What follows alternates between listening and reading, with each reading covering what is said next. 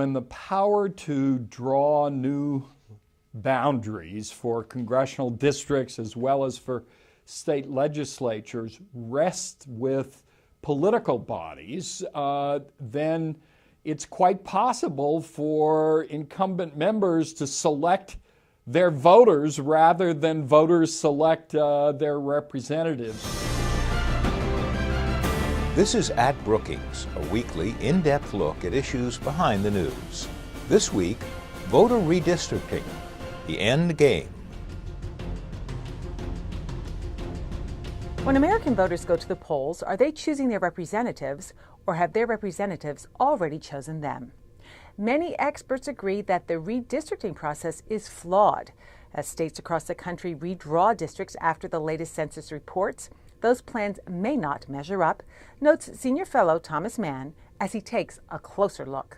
Well, Tom, it seems like our entire political system is shaped by partisanship these days, including redistricting, which is taking place now following last year's census. This is raw politics. There's no lofty intentions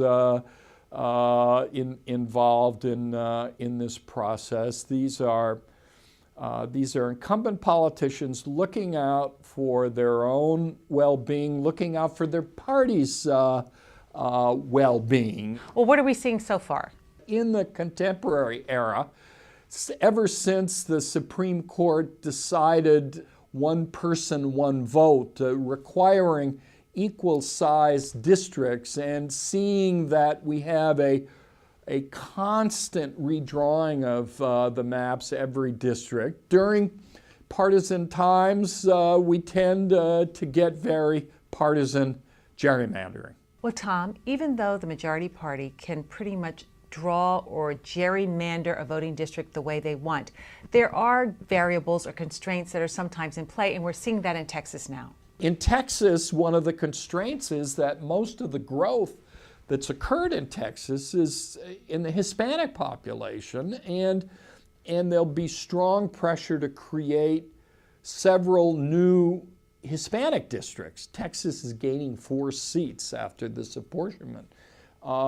And Hispanics overwhelmingly tend to support Democratic candidates. So other factors can intrude on a purely blatant partisan gerrymander.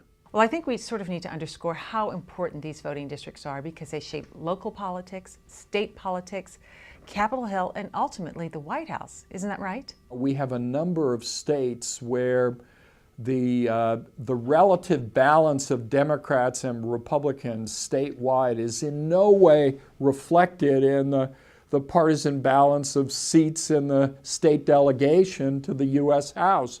For example, Florida is thought of as a swing state, right? You know, kind of 50-50 in presidential politics, but right now there are 19 Republicans and 6 Democrats representing Florida in the House. And Republicans control both houses of the state legislature and the governorship. So there is an opportunity for them to freeze that advantage or even try to increase it. But they are now constrained by the fact that citizens of Florida passed 2 initiatives saying the redistricting process must neither favor nor disfavor incumbents or political parties. And secondly, that to the extent possible, the district should be compact and not violate sort of political lines, county geographical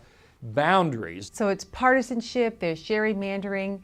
What's really at play here? Is this all for the greater good? Does the voter win ultimately? Politics today is highly polarized by party, and the stakes over which party controls both a state government or majorities in the House are intense, and therefore you see enormous resources devoted by the national party organizations and by members of Congress in Washington to get involved and influence the decision that state legislators and governors are are themselves making. Stay up to date with the latest research, learn about Brookings events, and search our directory of experts, all from your mobile device. To download Brookings for your BlackBerry, Android, iPhone, or iPad, go to brookings.edu/mobile.